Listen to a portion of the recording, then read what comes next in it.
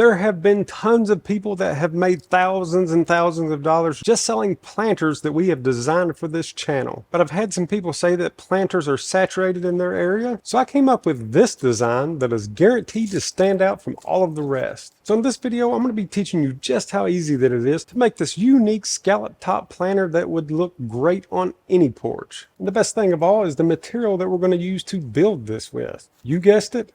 Fence pickets, from the scallop top all the way down to the trim. So for this project, we're going to start off by making our side panels, which will end up looking something like this. As you may have guessed, I chose to use fence picket material for this build, but again, you can use any material that you would like. You could easily substitute the fence pickets with 1x6 boards. It's up to you. So let's start off by making our side top boards. This is going to be the decorative part of this build. And since I want this planter to have a nice tapered look, I'm going to start off by setting my miter saw to 5 degrees. And I'm also going to add a bevel to this piece. So I'll set the bevel to 45 degrees. You'll see where all of this comes into play here shortly. Then I'll need 4 boards that are 16 inches long from tip to tip. The best way to cut these is to simply turn your board over after each cut, then use your first board as a template. And as always, I'm going to be teaching you step by step on how to build this awesome planter. But if you're a plans in the hand type of person, head over to my website.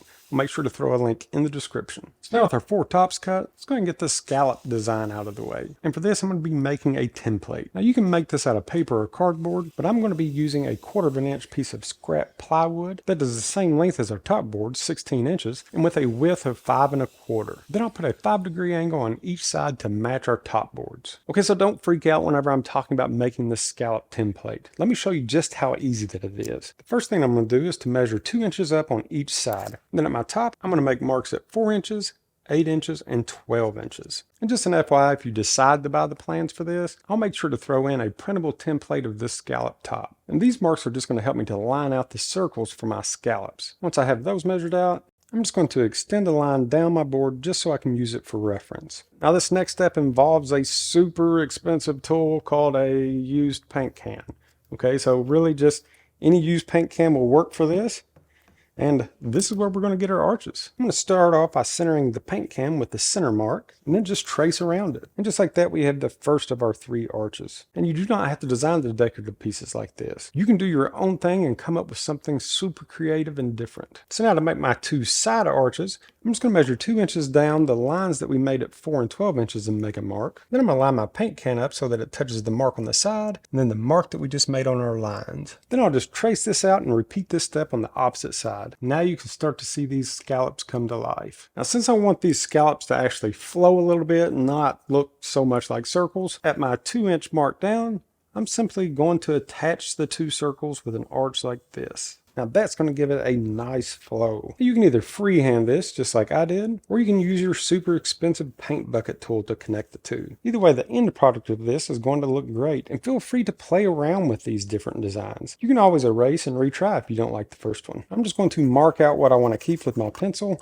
Now that we have our scallop top, let's go ahead and cut out our template. Now we'll just cut out this design using a jigsaw. Again, you could just make this out of paper or cardboard if you'd like, but definitely make it out of a piece of wood if you're planning on making multiples of these. This little template will make things go much quicker. Once this is completely cut out, we'll take a little sandpaper to the edges, and then we're ready to use it on our top boards. Now that we have a super handy template, that's all that we have to do is just lay this onto our top boards with the angles facing down and trace this out. We'll do this for all 4 and then cut off 4 using our jigsaw. Now do you see where having this template comes in super handy? And when we get done with this template, I'm just going to mark what it's for and put it with the rest of my templates. And if you're curious about this super handy little clamp that I have at the edge of my workbench, it's actually one of Craig's Automax clamps that's supposed to be used for their workbench with the bench dog holes. But what I found is that it makes a super handy hold down for a jigsaw that will work on any table. And a quick tip, if you're going to be batching these things out, then cut multiples at once. Just make sure that the bottoms of your board stay flush. Once we have all 4 cut, we'll do a little sanding and then we're ready to head on to the next step. That wasn't so bad, was it?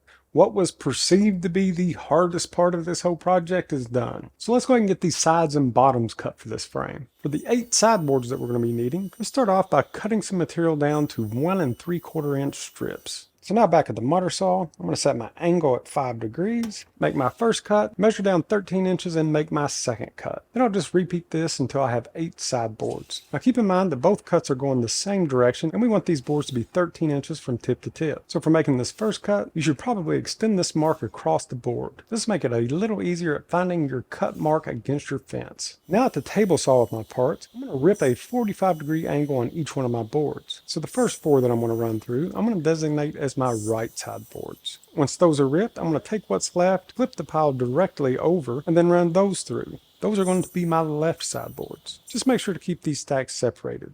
And if you're enjoying this video, make sure to click the thumbs up below and support the channel. And if you're a part of the over 60% of the people that are watching this video that's not subscribed, make sure to hit that subscribe button and show your support. Alright, so now that we have our left and our right sides cut, I'm going to go ahead and lay my parts out on my table as if I were about to assemble these. Since everything's going to be attached from the back, just make sure that all of your parts have the 45-degree angles facing up. So now we only have one more part for these side frames. That's going to be the bottom. And for our bottom boards, they're pretty cut and dry. We'll just take some of the material that we cut down to 1 3/4 inches and cut 4 boards, putting a 5-degree angle on each side. Each one of these bottom boards are 9.5 inches long from tip to tip. So now that we have all of our parts cut for our side frames, let's go ahead and put these things together. And for this, I'm going to be using pocket hole joinery. I'm going to be installing pocket holes on both sides of my bottom boards and then the tops of my side boards. So to lay out my boards for pocket placement, I'm going to make a mark at 1 inch and 1/2 inch on both sides of all of my bottom boards. Since these boards will be sitting in my jig at an angle, this is just going to help me keep my pocket holes in place. Now with my bottoms marked, I'm going to do the exact same thing with my side boards. Place a mark at 1 inch from the inside and 1/2 inch. Now that I have my boards marked, let's turn those marks into pocket holes. So here's a little tip on finding these marks. Just place your board in your jig, setting flush at that 5-degree angle. If your jig has these 2 holes that are closer together, just simply look down those holes and line up your board. And I have my bit collar set at 1/2 inch because it seems like fence pickets have gotten thinner here lately. But whatever material that you're using, just set the collar up to that thickness. Alright. So now that we have all of our pocket holes cut, it's time to start assembly. And assembly for these are going to be really simple. I'm just going to start off by attaching my sides to my top boards using 1-inch pocket hole screws and wood glue. Then I'll just slide in my bottom board and attach it to my 2 sides. Then it's just a matter of repeating this for the rest of your panels. Again, during this assembly, all the 45-degree angles are facing up and should line up. So now that we have all 4 of our side panel frames assembled, let's move on to making our back plates. This is actually going to be really simple to do. Essentially, our back plates are going to start off looking like this. And whenever we're done, they're going to look like this. So the first thing that you're going to need for each one of these back plates or back panels are the boards that's going to make up the back panel. Now again, this is something that's completely up to you. I'm making mine out of fence picket material because I'm sticking with the theme. But if you're planning on mass producing and painting this project, actually some exterior plywood cut to this shape would do just fine. But again, since I'm sticking with the picket theme, we're going to be needing 12 boards that are 4 inches wide by 11 3/4 inches long. Once you have your boards cut, divide them up into groups of 3 to make our panels. Then we're going to take the center board from each one of our panels and install 2 pocket holes on each side. For this screw placement, I'm going to measure 2 inches from each edge. With your 4 center boards marked, let's go ahead and cut those pocket holes. I'm going to tie these 3 panel boards together using wood glue and 1-inch pocket hole screws. So essentially you're taking 4 boards and creating an 11 3/4 by 12-inch panel. I'm just going to use a square as a guide to make sure that my panels are square. And once you have all 4 of your side panels put together, we're going to let these dry because in the next step, we're going to be treating these as a solid panel. Right, so now that our panels are dry, we're going to be taking something that looks like this and turning it into this. So what angle do you think that this is? Yep, it's a 5-degree angle, pretty much like everything else. Now there's several different ways that you can make this cut. Let me show you a couple of those. If you have a sliding miter saw that will cut this, that would be one of the easiest ways. You'd simply set your angle to 5 degrees and then make that cut from each top corner. And if you don't have a miter saw that'll cut that depth, you can easily do this with a circular saw. Since all of these panels are going to be on the inside, you could actually just freehand this cut. But if you'd like to keep a nice sharp edge, just use a straight edge as a guide. Oops. Learning moment. One thing that I forgot to do on my circular saw before I made my cut, and that's why there's this pink dust everywhere, is I did not set my depth. This depth is actually set up to cut an 1.5 inch material when I should have set it up to cut a 1/2 inch material. Luckily my foam's a couple of inches thick, but if it hadn't have been, I probably would have cut into my table. Just FYI, always double check your depth. So now with all of our panels cut to size, let's go ahead and attach these to our frames. To attach these, I'm going to start off with a bead of wood glue just right around the inside edge. Then I'll center my panel at 1 3/8 inches from the bottom. Then on our sides, that will leave us 1 inch from the edge of the panel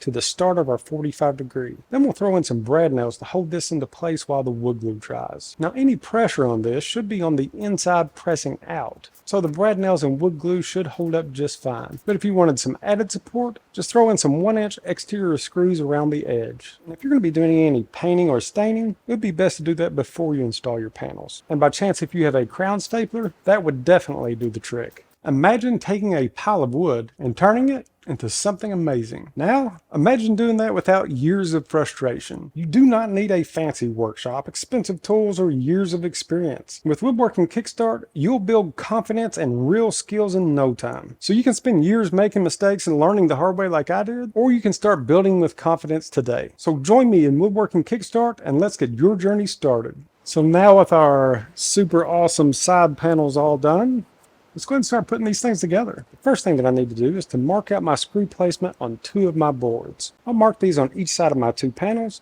and that's going to be at 1 inch, 7.5, and 14 inch. And then at each one of those marks, I'm going to measure 1/4 inch in. Now with my 2 panels marked for screws, I'm going to take a marked panel and an unmarked panel, put wood glue on the 45 degree edges, then I'll lay my panel without the markings flat, and then throw a few brad nails into the side.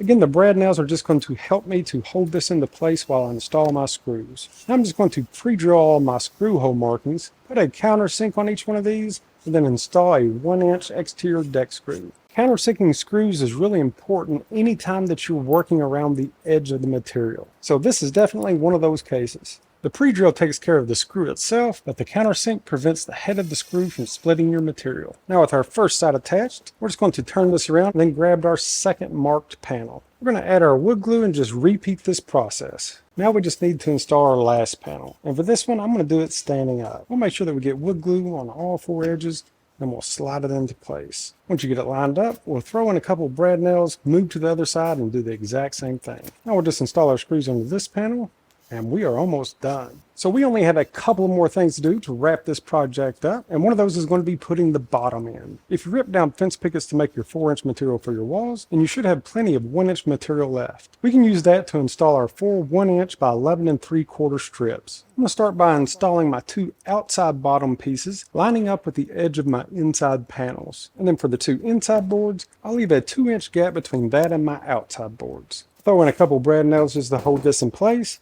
Then I'll install my screws just like I did for the rest of this project. And now that is starting to look like a super unique planter. One more thing to do just to top everything off, and that's going to be to make and put a decorative trim around the bottom. So for this custom piece of trim, we're just going to be using another piece that was left over from our 4-inch material. So at this point, it really doesn't matter how wide that it is, because by the time we get done with it, we're only going to be keeping about 1/2 inch. So I've started off with my miter saw at 45 degrees. I just want a 45 degree on the outside edge. Once I make that cut, I'm going to reset my blade to 90, and then set my fence so that I'm removing 1/4 inch of material from the 45 degree angle. And that's going to leave me with this super nice edge. And you may be wondering, why are we making our own trim? Well, have you priced this stuff lately? I'd much rather make it than pay $2 or $3 a foot. And if you're comfortable using a router, you can put pretty much any type of design on this. But when we're done with that cut, it gives us this nice chamfered look. Now for our final cut, I'm going to set my saw blade to 5 degrees. Then I'll set my fence so that 1/2 inch material is sticking past my blade. And now with that final cut, I have my custom trim. Now let's go get this installed. Then to install this trim, I'm going to cut 4 pieces that are 14 1/4 inch long, leaving me a little bit of extra to custom fit this. And then as far as the installation, we'll just be using wood glue and brad nails. So this build is just another example of how you can take a bit of creativity and thinking outside of the box and use common tools and common material like fence pickets to create something unique and beautiful. And if you enjoyed this video and this style of planters, make sure to check out my other planter build videos. I'll make sure to throw them down below here in the comments as well as the description.